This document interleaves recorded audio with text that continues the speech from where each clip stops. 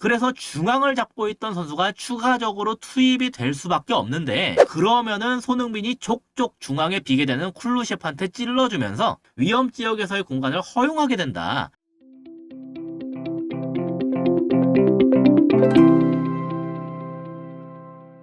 안녕하세요. 축구 보는 기자 축복입니다. 토트넘이 테머스에게 3대0 승리를 거두면서 FA컵 4라운드에 진출했는데요. 결과만 보면 대승이지만 사실 경기력에서 문제가 많이 나왔던 경기였어요. 5부 리그 팀을 상대로 연장전까지 갔는데 결국 이때 손흥민을 비롯한 핵심 선수들까지 나와야 했기 때문이죠. 그래서 비판할 부분이 많은 경기였지만 오늘은 일단 그 손흥민이 들어오면서 보여준 영향력에 대해 집중하려고 합니다. 꽉 하고 막혀있던 혈이 손흥민 투입 이후에 풀리는 게 명확하게 보였거든요. 테머스는 토트넘에 비해 전력적인 열세가 아주 확연한 팀이에요. 그래서 후방의 숫자를 잔뜩 두고 수비를 굳히는 것을 우선했는데요. 여기에서 손흥민의 존재가 어떻게 그걸 흔들었는지를 알 수가 있었습니다. 지금은 그보다 뒤에 있는 레길론이 볼을 잡고 있는 중인데요. 중앙이 상대 투톱한테 막혀있기 때문에 측면에 벌리고 있는 손흥민한테 볼을 투입했어요. 근데 이러니까 상대가 어떻게 나왔냐? 무려 여기에 있는 이 3명이 죄다 손흥민한테 붙들어 갔습니다. 측면 수비수는 물론이고 중앙에 있는 선수들까지 싹 다 붙들어 간 거죠. 다만 그 중앙에 있는 선수까지 투입됐기 때문에 반대로 토트넘의 중미인 베리발한테는 활용할 수 있는 공간이 생기게 됐어요. 다음 장면을 보시면 아까 말씀드린 그 3명이 싹 다 손흥민한테 붙은 걸 알 수가 있는데,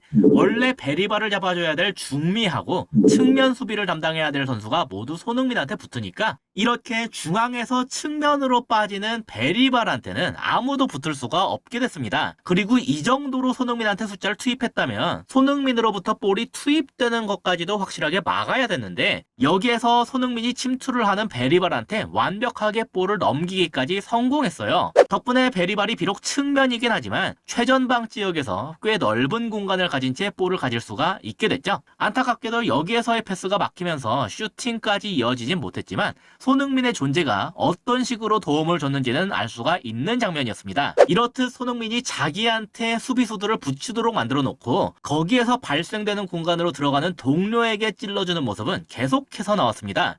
지금은 스펜스가 볼을 잡고 있는 중인데요. 완전히 반대편에 있는 손흥민한테 한 번에 넘기는 패스를 투입하는 중이에요. 당연히 테머스의 측면 수비수가 이걸 잡으러 갔습니다. 여기에서 주목할 건 그보다 중앙에 있는 플래처인데, 만약에 손흥민이 쿨루셰프한테 이렇게 볼을 넘기게 될 경우에 그 패스기를 차단할 수 있는 선수이기 때문이에요. 하지만 여기에서 손흥민의 움직임 때문에 그 역할을 다하지 못하게 됐는데, 손흥민이 측면으로 뚫는 게 아니라 갑자기 몸을 돌리면서 중앙으로 치고 들어왔기 때문입니다. 그리고 워낙 이 움직임이 기민했기 때문에 크롬톤이 이걸 제어할 수가 없었어요. 이렇게 되니까 원래부터 중앙에 있던 플래처가 대응을 할 수밖에 없게 됐죠. 그래서 아까까진 뒤로 달리다가 막 몸을 앞으로 돌리려고 하는 건데요. 동시에 쿨루셰프스키의 모습도 주목할 필요가 있습니다. 플래처와는 반대로 전방을 바라보고 있는데, 지금 플래처는 손흥민한테 붙들어 가고 있고 수비수들은 크로스를 대비하기 위해서 뒤로 물러나고 있기 때문에 즉시 플래처의 뒷공간을 노리고 침투했어요. 이제는 플래처가 완전하게 손흥민을 잡기 위해 몸을 돌린 것도 확인할 수가 있죠.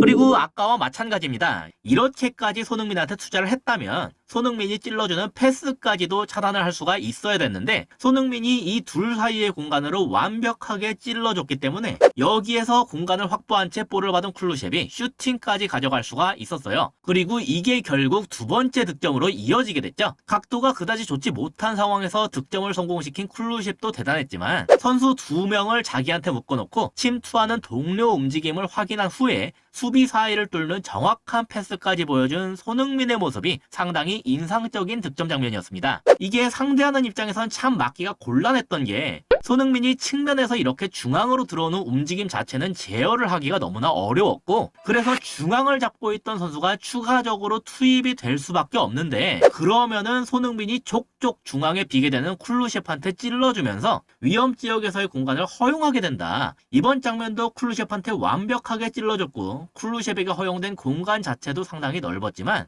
이후 손흥민과의 호흡이 제대로 맞지 않으면서 기회 자체는 무산이 됐어요. 쿨루셰프는 손흥민이 다시 재침투하는 걸 노렸던 것 같은데, 손흥민은 자기한테 마크맨이 붙어있는 상태였기 때문에 쿨루셰프이 직접 처리할 거라고 생각했던 것으로 추측됩니다. 만약에 메디슨이었다면 여기서 바로 슈팅을 때렸을 것 같아요. 워낙 뒤로 허용된 공간이 넓었기 때문에 몸을 바로 돌리는 것에 능하고 오른발로 슈팅을 하는 것에도 괜찮은 메디슨에게는 아주 좋은 그림이었거든요. 심지어 오늘의 결승골이자 토트넘의 첫 번째 득점 장면에서도 이런 모습이 잘 나왔습니다.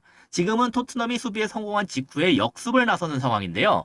손흥민이 상당히 아래에서 볼을 잡게 됐지만 앞으로 치고 달리기 시작하니까 옆에 있는 선수들이 따라갈 수가 없었습니다. 공을 달고 달리는데도 크롬튼이 아예 따라가질 못하더군요. 그리고 전방 상황을 보면 지금 토트넘은 손흥민을 제외하고 3명인데 테머스는 총 4명이 위치하는 중이죠. 만약에 손흥민이 여기에서 이런 식으로 바로 패스를 넣는다면 토트넘은 3대4인 상황으로 공격을 이어가게 됩니다. 그래서 손흥민은 공간도 있겠다. 본인이 최대한 직접 볼을 끌고 전방까지 올라가기 시작했어요. 그래서 결국은 4명의 수비수들 중 하나가 손흥민한테 붙으러 갈 수밖에 없었죠. 그렇기 때문에 최종적으로 여기에서 토트넘과 테머스가 3대3으로 동등한 숫자를 가질 수가 있게 된 겁니다. 다만 테머스 입장에서도 이렇게 최종 수비수가 튀어나간 이상 무조건적으로 이걸 끊어야 됐기 때문에 상당히 거칠게 수비를 할 수밖에 없었어요. 결국 파울을 범하면서 이 위치에서 프리킥을 허용하게 되었죠. 그렇게 얻어낸 프리킥 상황에서 약간 우당탕하는 감은 있었지만 토트넘이 좋은 세트피스 플레이를 통해 자책골을 유도해낼 수가 있었다. 손흥민이 직접적으로 어시스트를 올린 건 아니지만 혼자서 토트넘 진영에서부터 여기까지 볼을 운반한 데다가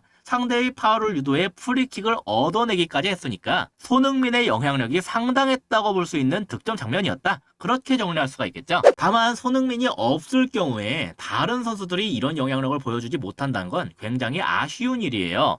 사실 5부 리그 팀과의 경기이기 때문에 손흥민이 출전할 일이 없을 거라고 생각했고 연장전이 될 때까지 한 골도 못 넣을 거라고는 생각하지 않았거든요.